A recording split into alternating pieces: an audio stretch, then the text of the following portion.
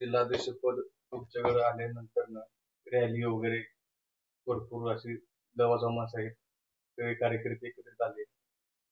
परत काय सांगू शकणार?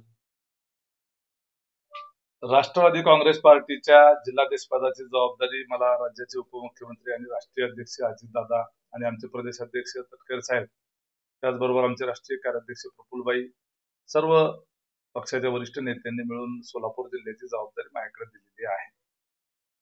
या जिल्हाध्यक्ष पदावर अनेक मोठमोठ्या लोकांनी काम केलेलं आहे. मनोहरभाऊ डोंगरे असतील, दीपक साळुंके असतील, बळीराम काका साठे असतील, आणि आता माझ्यासारख्या तुलनेनं तरुण कार्यकर्त्यावर संपूर्ण जिल्ह्याचं नेतृत्व करण्याची, पक्ष संघटनेचं नेतृत्व करण्याची जबाबदारी दिलेली आहे. सगळ्यांना सोबत घेऊन त्यामध्ये आपल्याला राष्ट्रवादी काँग्रेस पार्टीचं गतवैभव पुन्हा एकदा मिळवून देण्याच्या करता काम करण्याचा मी संकल्प केलेला आहे. आज जिल्हाध्यक्षपद मिळाल्यानंतर मी पहिल्यांदा सोलापूर जिल्ह्यामध्ये आल्यानंतर सर्व जिल्ह्याच्या राष्ट्रवादी काँग्रेस पार्टीवर, अजितदादावर प्रेम करणाऱ्या कार्यकर्त्यांनी अतिशय जल्लोषामध्ये स्वागत केलं. भव्य अशी रॅली काढली. त्याचबरोबर मोहोळ शहरातून त्यांनी मिरवणूक देखील काढली आणि अतिशय चांगला उत्साह आणि प्रतिसाद कार्यकर्त्यांमध्ये आणि सर्वसामान्य लोकांमध्ये दिसून आला.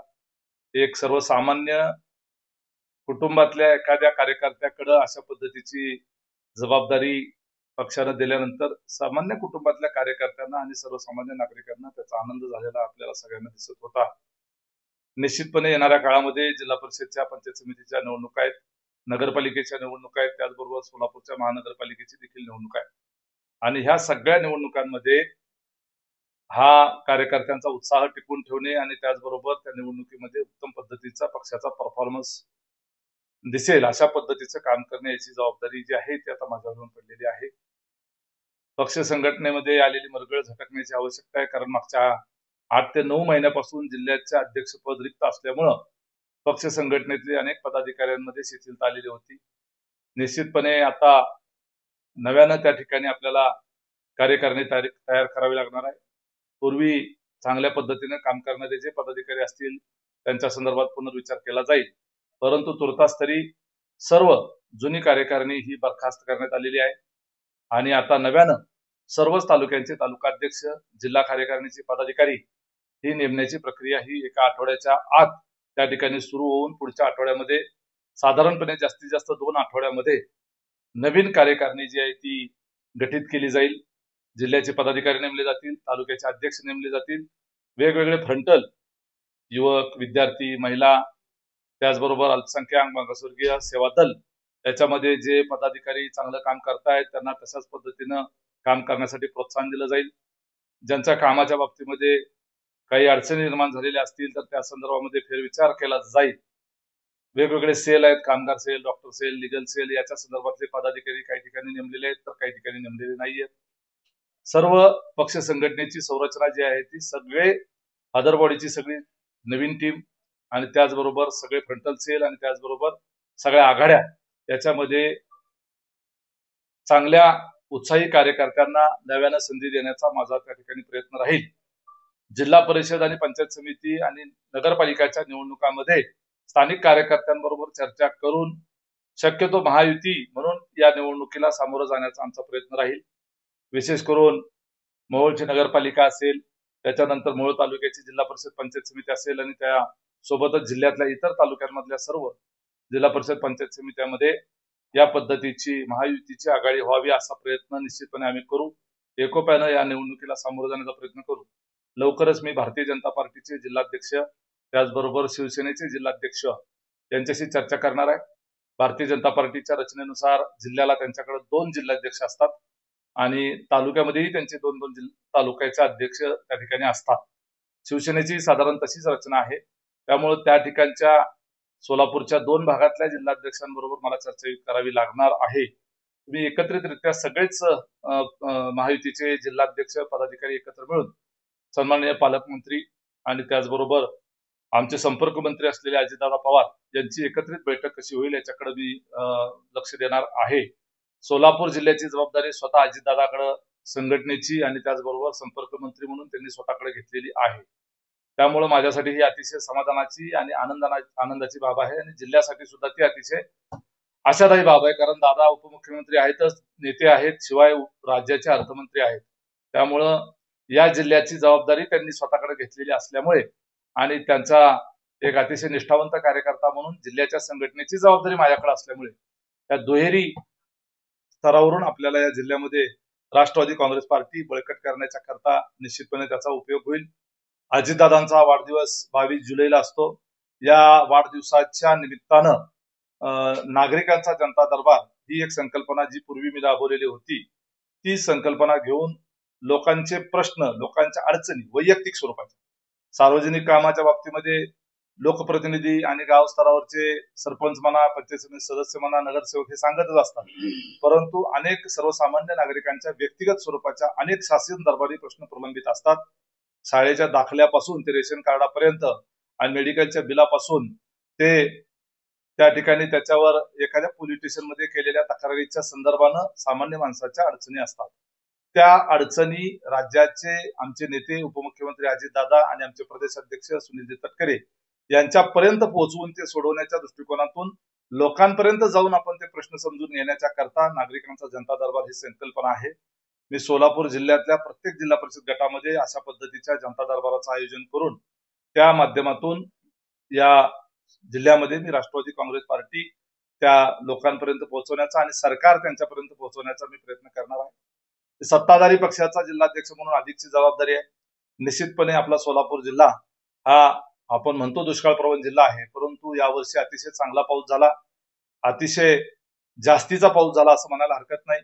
जिल्ह्यामध्ये अतिवृष्टीमुळं अनेक ठिकाणी नुकसान झालेलं आहे. त्याचबरोबर शेतकऱ्यांना पीक विम्याच्या संदर्भानं देखील त्यांचे पैसे मिळताना काही अडचणी निर्माण झालेल्या आहेत. तर त्या बाबतीतही हा विषय जो आहे तो वरिष्ठ स्तरापर्यंत कृषी खातं आमच्याकडे असल्यामुळे कृषी मंत्र्यांपर्यंत पोहोचवण्याचा निश्चितपणे प्रयत्न करू. जिल्ह्यामध्ये सहकार हा आपला जिल्ह्याचा कणा आहे आणि सहकार क्षेत्रामध्ये आपल्या जिल्ह्यानं अतिशय नावलौकिक कमवलेला आहे. परंतु दुर्दैवानं या जिल्ह्याची राज्य सहकारी बँक जिल्हा सहकारी बँक ही डबघाईला आली. डबघाईला आल्यानंतर त्या बँकेच्या संदर्भानं प्रशासक त्या ठिकाणी आल्यानंतर निश्चितपणे ती बँक जी आहे ती पुन्हा नव्यानं उभारी घेत असताना आपल्याला पाहायला मिळते. परंतु काही प्रवृत्ती जी आहे ते पुन्हा ते प्रशासक घालवून त्या ठिकाणी ज्यांनी ही बँक बुडवली त्यांच्याच कुटुंबातल्या मुलांना पुढे आणून त्याच्यामध्ये संचालक म्हणून पाठवून पुन्हा एकदा ते बुडवलेली कर्ज जी आहेत ती कशी जिरवता येतील याच्या करताचा प्रयत्न काही जणांचा चाललेला आहे. तर निश्चितपणे सहकार खातं देखील राष्ट्रवादी काँग्रेस पार्टीकडे आहे. त्यामुळे मी निश्चितपणे अजितदादांच्या कानावर ही गोष्ट घालणार आहे की प्रशासक हे त्या ठिकाणी कायमस्वरूपी राहिलं पाहिजे.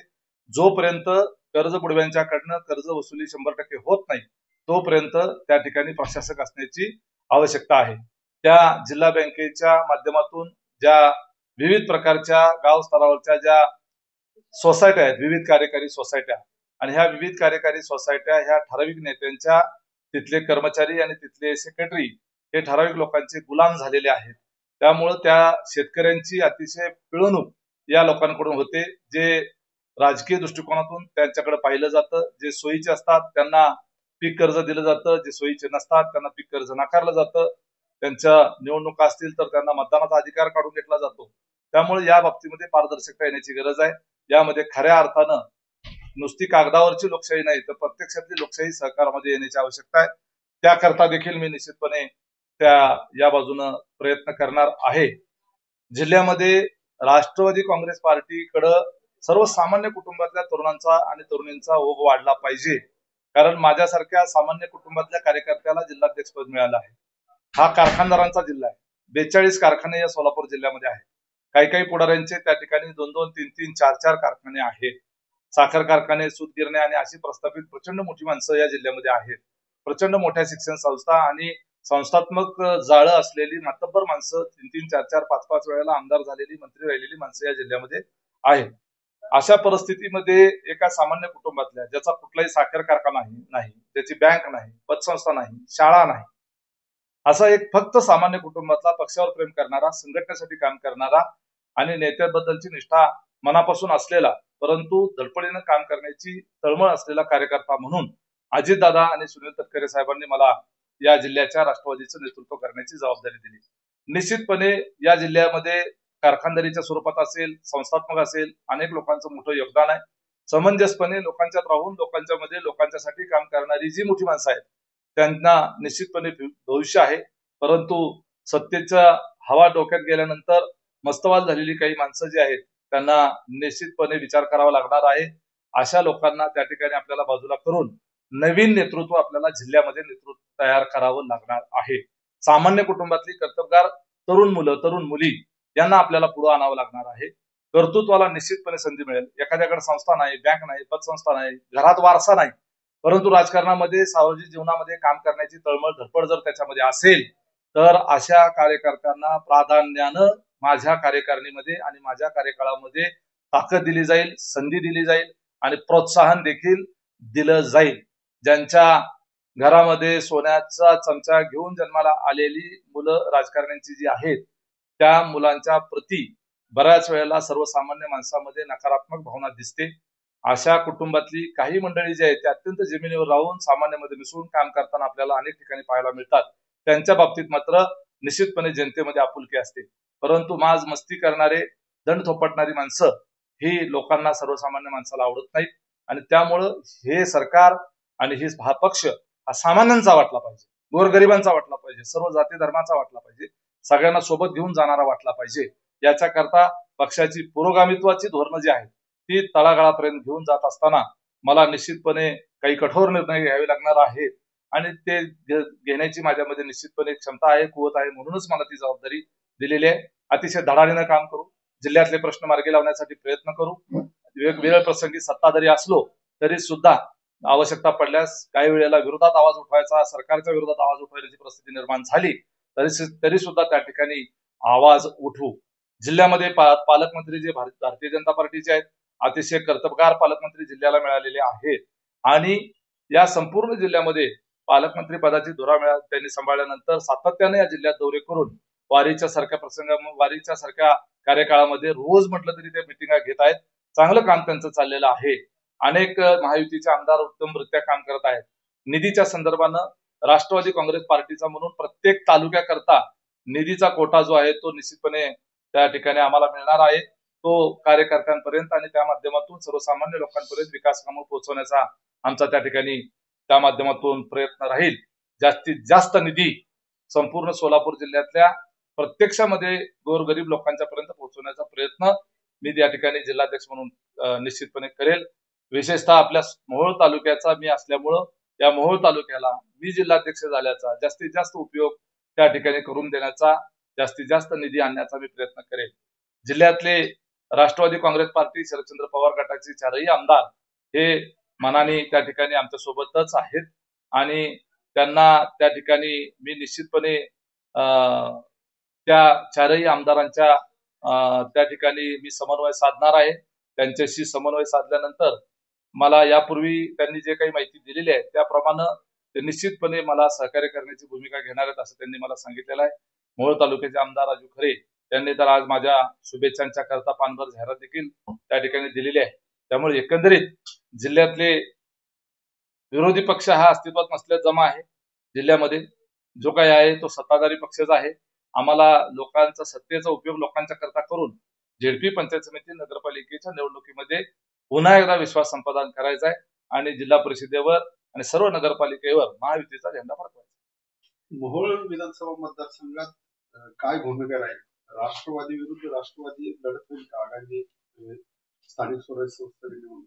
जिल्ह्याचा अध्यक्ष माझ्याकडे आलेला आहे आणि तुम्हाला सांगितलं मी आताच संपूर्ण जिल्ह्याची कार्यकारिणी बरखास्त केल्याची घोषणा केलेली आहे आणि त्यामुळं नव्यानं आता रचना होईल आणि पक्ष संघटनेच्या संदर्भानं जिल्ह्याचा निर्णय घेण्याचे अधिकार जे आहेत ते माझ्याकडे असल्यामुळं या ठिकाणी असं काही होणार नाही.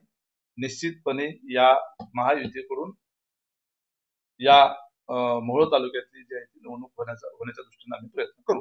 भीमाशंकर कारखाना एक मल्टीस्टेट होत आहे तर त्यावर तुम्ही काय सांगा?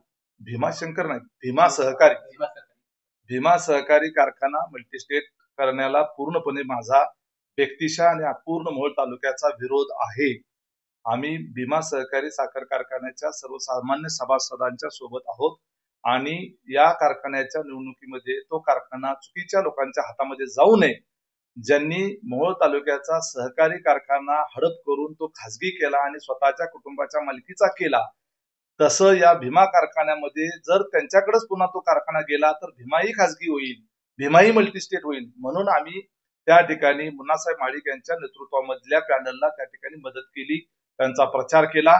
परंतु त्यांनीही जर पुन्हा या कारखान्याच्या संदर्भानं जर तो कारखाना मल्टीस्टेट किंवा खासगी करण्याचं धोरण स्वीकारलं असेल तर त्याला निश्चितपणे आम्ही विरोध करू. आम्ही सभासदांच्या बाजूने राहू, प्रसंगी रस्त्यावर उतरू, जनतेमध्ये जाऊ. या बाबतीमध्ये तो निर्णय होऊ दिला जाणार नाही. झाला असेल तर तो निर्णय टिकणार नाही.